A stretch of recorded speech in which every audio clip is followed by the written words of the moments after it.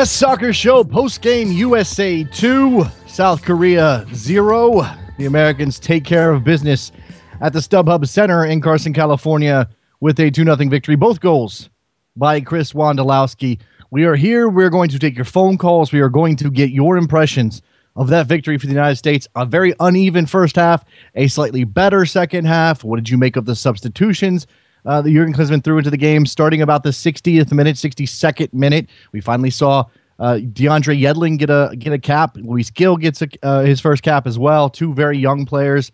Lots to analyze. How much it means, what it means, are certainly open questions, as they always are with these friendlies. My first observation here, I put this out on Twitter. I'm not sure if anybody's going to agree with me or not. But I said that despite the fact that Chris Wondolowski scored 2 goals, I'm not sure he really helped his cause for a spot in Brazil very much. Lots of moving parts when it comes to the striker pool for the United States. Is Chris Wondolowski a luxury player in that setup? Let's go to the phones. 201, you're on the air. Who's this? This is Luis. Hey, well, Luis, what's up, man?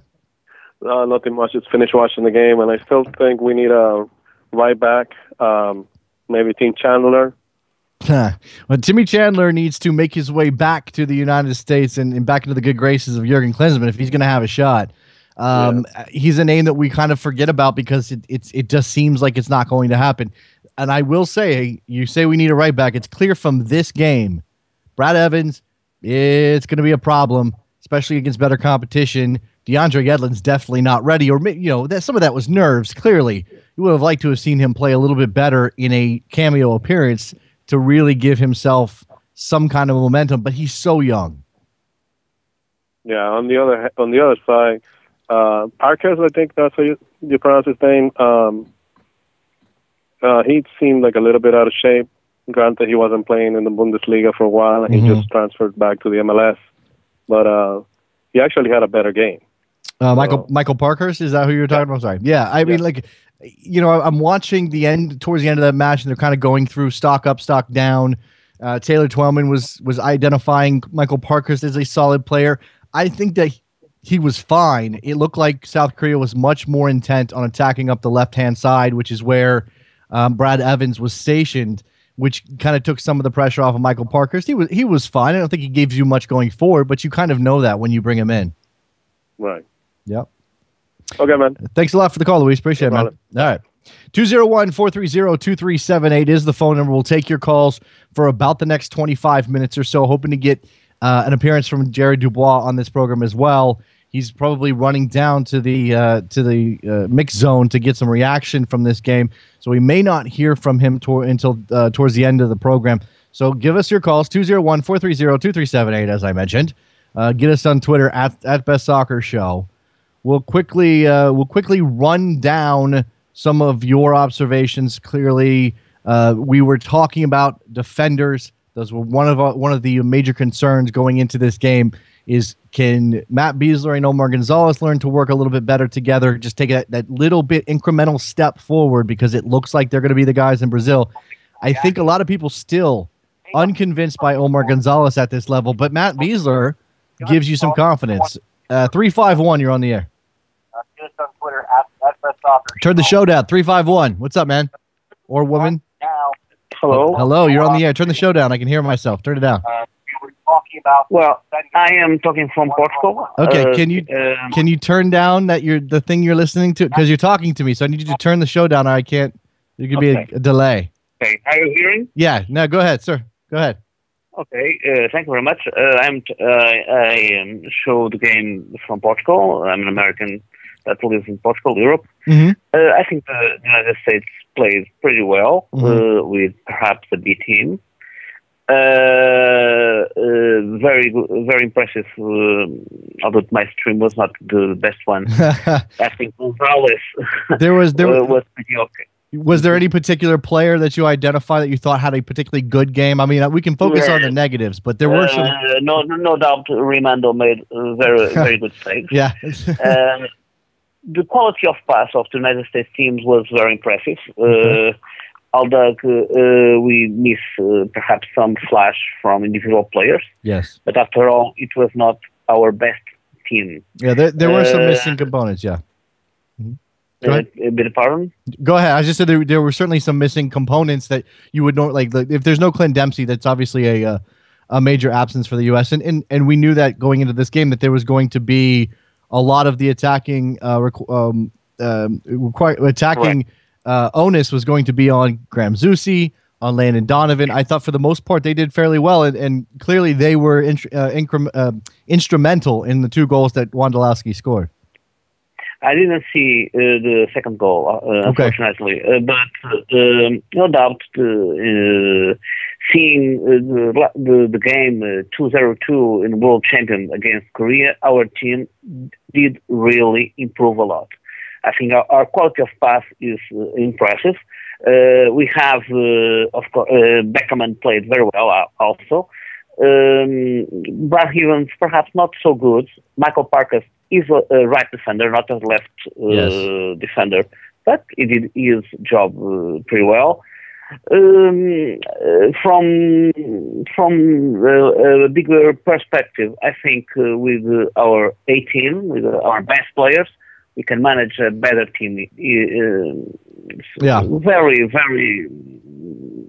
We will see a much better team. I appreciate the call from Portugal. Thank you very much. Right, thank you very much. 201-430-2378 is the phone number. We'll keep it moving. For 951, you're on the air. How come? Why is Wando always at the right place at the right time? Is he always in the right place at the right time? Come on. Looks like it. Okay, look. And when I say people took exception to this, and I'm getting some heat from Quakes fans on Twitter. People took exception to me saying that I don't think he improved his stock that much with despite 2 goals. Look, he's a striker. His job is to score goals. You would think that means a lot, and it does. I just don't know that he fits what Jurgen Klinsmann wants to do in a fundamental way. That doesn't mean he couldn't be important to the national team if Klinsmann decided to take it. It doesn't mean he couldn't play a role, and it doesn't mean that I think Wondolowski's a bad player. He's clearly very, very good at finding those little pockets and being, as you said, in the right place at the right time. I mean, you score the number of goals he scored in MLS, you're doing something right. It's just based on what Klinsmann has shown, the pattern he has shown to this point, and the rest of the players in the mix, the lone striker setup that Klinsmann likes, I just don't know that Wondolowski's going to get a shot. Do you have any beef with that? I don't know. Well, I feel like if they keep calling him back to the other friends that we're going to have, and he scores a goal, he actually already shows that he should be on the team. I wouldn't be surprised if we see him going to Brazil. Well, let's think about this for a second. How many forwards do you think that Klinsmann will take to Brazil? 4, 5? About 4 or 5. 4 or 5, right? Yeah. Okay. Josie Altidore, Aaron Johansson, Eddie Johnson. I'm calling him a forward, even if Klinsmann decides at some point to use him as a midfielder, which we saw last year. I don't think that's going to happen in Brazil, but you never know. So that's 3 right there. Does that mean there's 1 spot for Terrence Boyd, Hercules Gomez, Chris Wondolowski, Mike McGee? Who else? Who else is on that bubble? Mike McGee didn't even get to play, so I don't even think you can put him in there. Gomez. I think Gomez is out of the picture, honestly. Okay. His injuries have pushed him aside, and he don't think he can get back in. Yeah, he's not going. Boyd, I don't know. He hasn't really shown.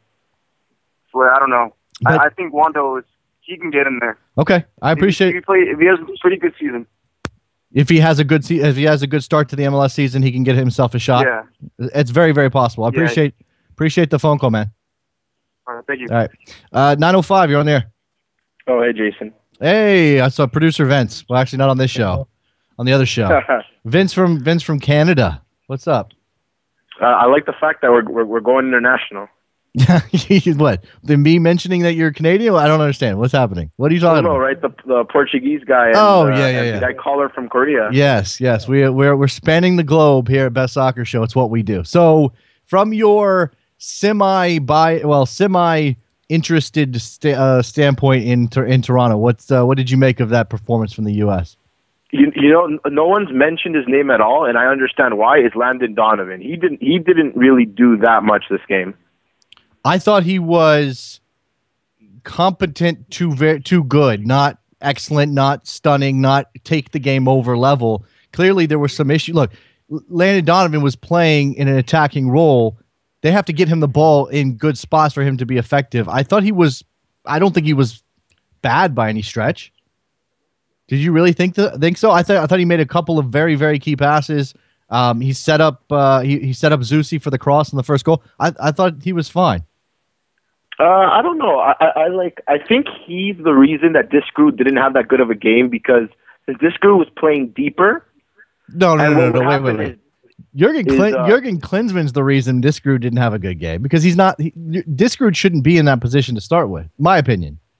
No, like, okay, let me get to my point here. Because Donovan was almost playing like a center forward. He was playing, right off of Wando, and so Discrew was kind of in this no man's land where he probably should have been more creative, but he couldn't ignore his defensive responsibilities, especially with Korea, with the really good transitions. The finishing product wasn't that good, but they would constantly catch him on the brink. And Brad Evans, of course, he got burned a couple times.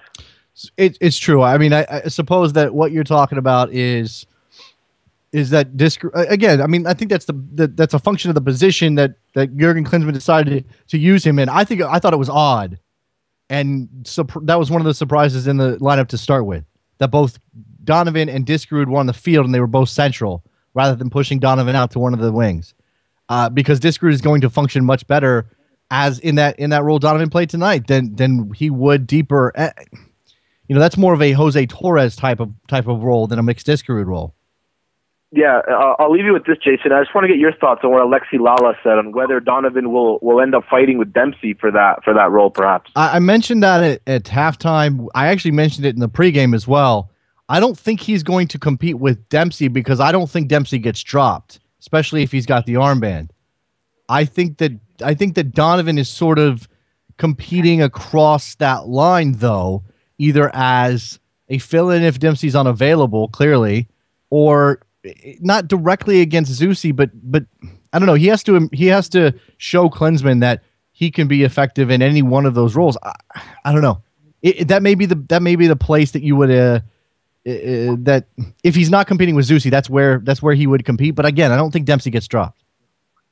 Oh yeah, I suppose. Well, at the end of the day, this is exciting times for speculation. It is, absolutely. Thanks for the call from Canada, Vince. I appreciate it, man. No problem, Jason. Take care. 240, you're on the air. 240, you're on the air. Hello? Yes, you're on the air. Turn the show down. Oh, dude, I just want to say is that I'm really, really impressed how Graham Zusi played. Mm-hmm. To me, I think he is one of the best players out there, and I think he definitely he's going to make it to the World Cup squad. I don't think there's any doubt about that. I think Graham Zusi is a lock at this point. I think he's not only is he very good. He's not only is he very good offensively, but he's also very good defensively, and he's also able to get in the back line right on time. I think that we just got done talking about where Landon Donovan fits. There is no discussion about where Landon Donovan fits in this starting lineup if it's not for Graham Zusi being as good as he's been for the national team over the past year and a half. I mean, it's been quite some time now that Zusi has made his mark, and he certainly benefited from Donovan's absence from the national team setup and showed that he belongs on that level. And now you have to figure out, and again, this is, depending on what you think of Landon Donovan at this point in his career, he's not the speedy forward he used to be. If he needs, no, not at all. No, well, I'm saying if Landon Donovan needs to be in your lineup, then you have some serious questions asked. And that's, look, from a coach's perspective, it's always good to have more options than less. So, maybe Donovan gets left out. We'd all be surprised by that. But then that means you have Landon Donovan on the bench, and that's a pretty great weapon to have there.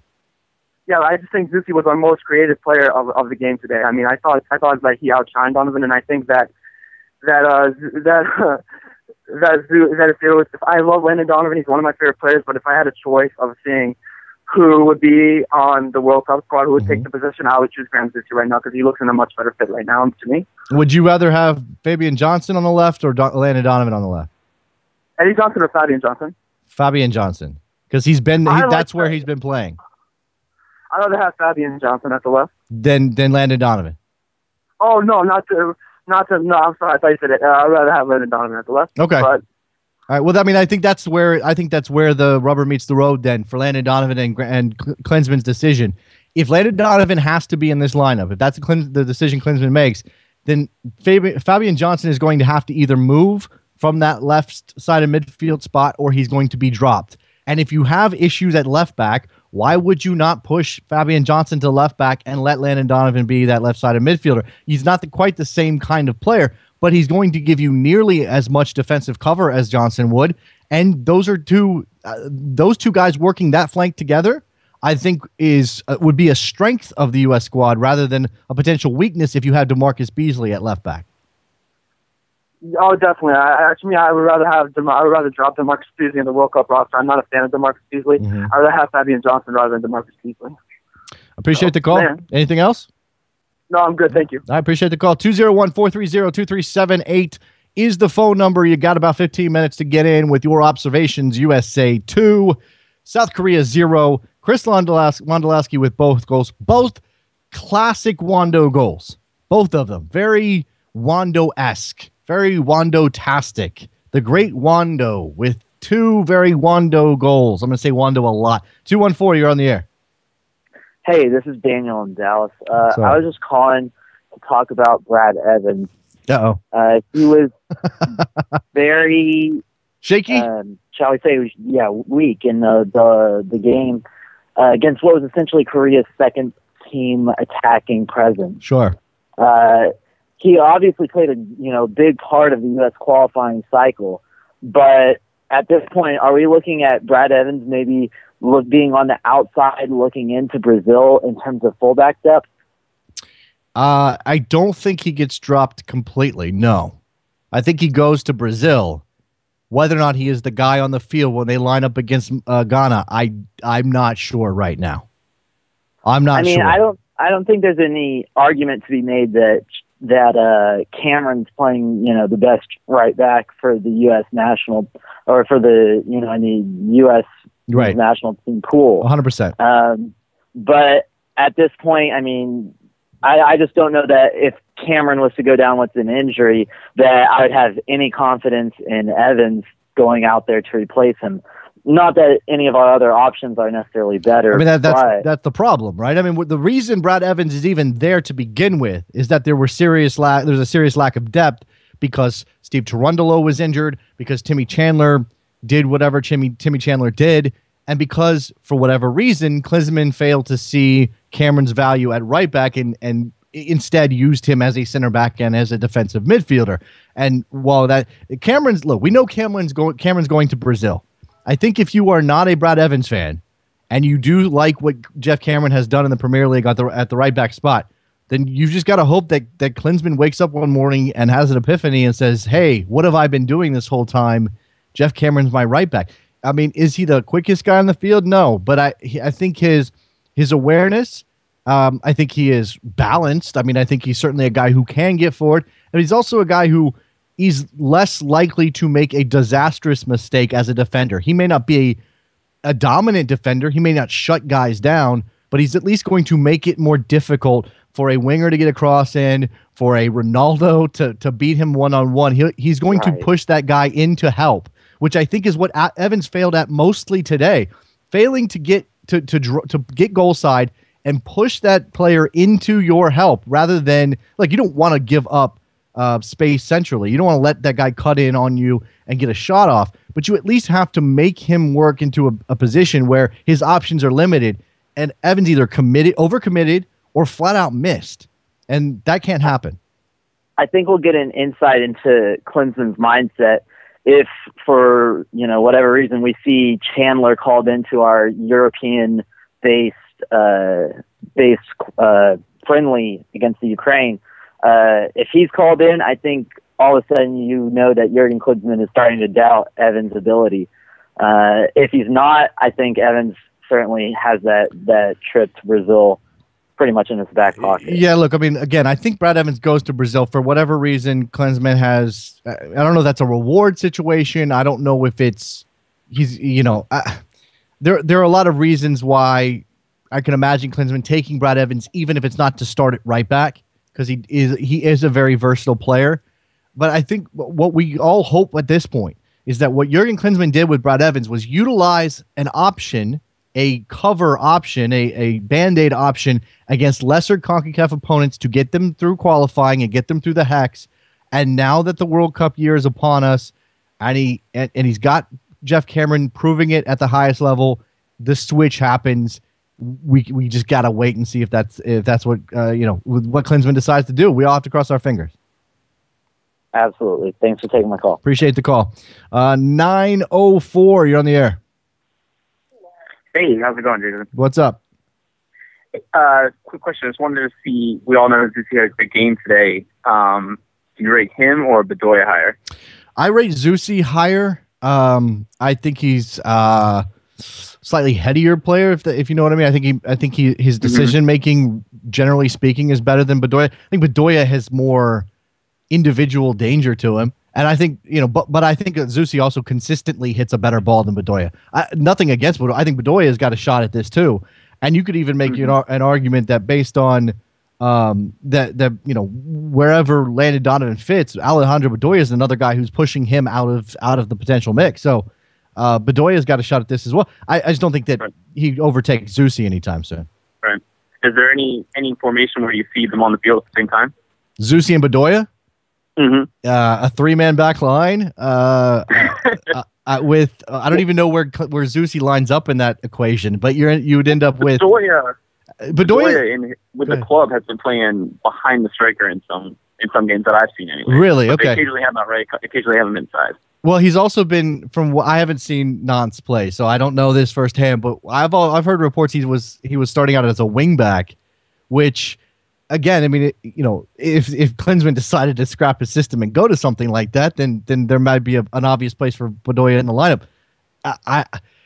Bedoya is just there under that first tier of midfielders. I mean, for me is I won't. It'll be difficult for me to say Landon Donovan deserves to be pushed out because I still think that he is a starter in this team. But at this point, based on his age and the fact that you may have some quicker options, some more speedy options available. Maybe Bedoya is a guy that pushes, and then again, but in Bedoya's problem is that Graham Zusi's in front of him, flat out.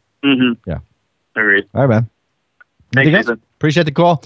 Last couple minutes here. 201-430-2378 is the phone number.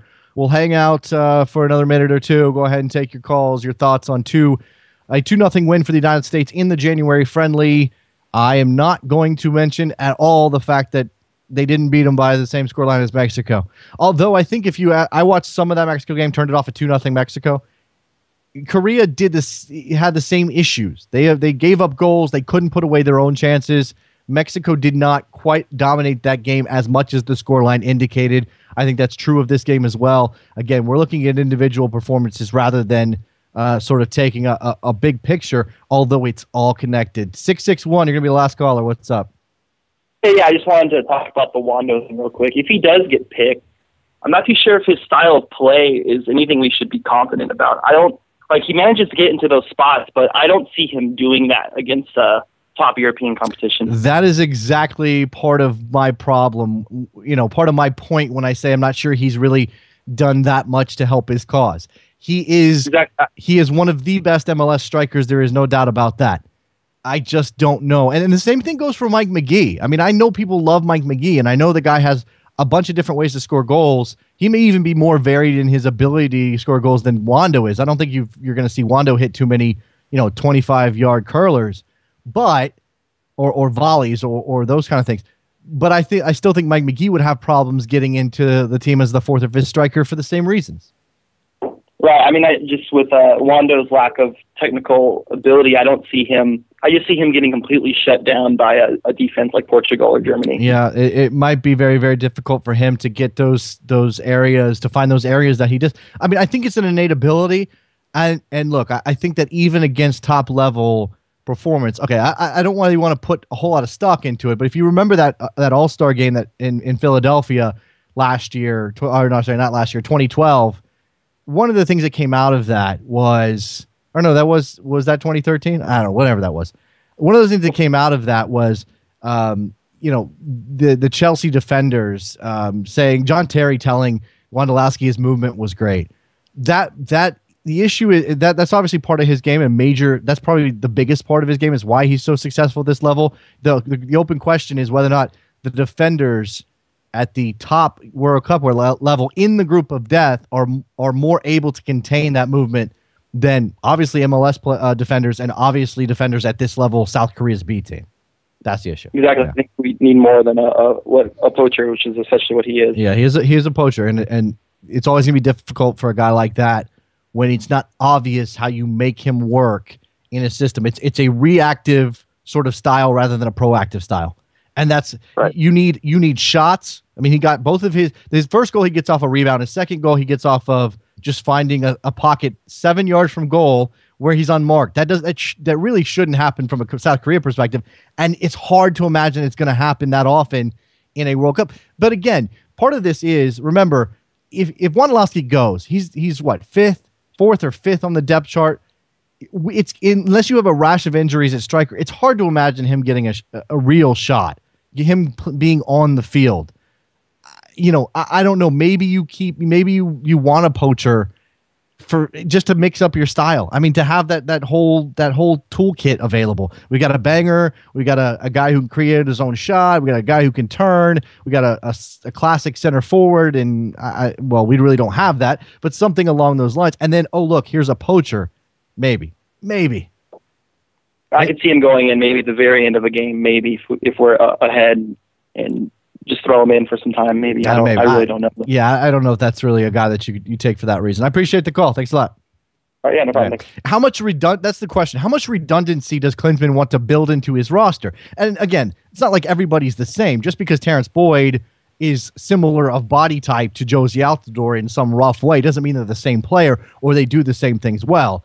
But if Klinsmann says, I'm playing a one-striker system, I've got Landon Donovan or Clint Dempsey or Mix Discord or whoever happens to be in there, most of the time Dempsey, playing off of him in a sort of advanced midfield reserve striker role, who do you want at that point? Who do you want there doing that job? I think it's built around the idea of Jozy Altidore playing combinations with Clint Dempsey, but can Wondolowski be the same guy? Probably not. All right, we're going to wrap it up. Let's go ahead and close this one down. Appreciate you guys listening. Make sure you check out The Best Soccer Show. No show tomorrow on Sunday for various reasons, not just because of the game, but mostly because of the game. We'll be back on Wednesday night. We'll get Jared's audio. He obviously is still collecting audio at the in the mix zone at the StubHub Center for tonight's game. We'll talk about this game, get some reaction from Jared Dubois, take your phone calls, do all of that. So join us then. Also check out Soccer Morning on Monday, 10 a.m. Eastern, NASN.TV, NASN TV on YouTube. Thanks a lot. Appreciate the calls and you guys listening. Let's talk to you soon. Bye.